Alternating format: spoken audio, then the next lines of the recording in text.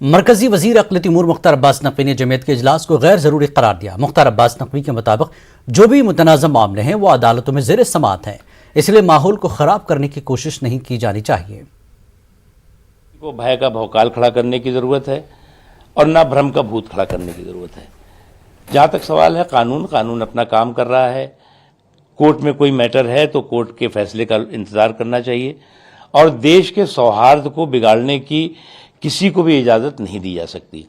सभी लोगों की ये सामूहिक जिम्मेदारी है कि देश के भाईचारा, देश की एकजहती, देश का सौहार्द किसी भी तरह से बिगड़ने ना पाए, किसी तरह से भी बिगाड़ने की कोशिश ना होने पाए।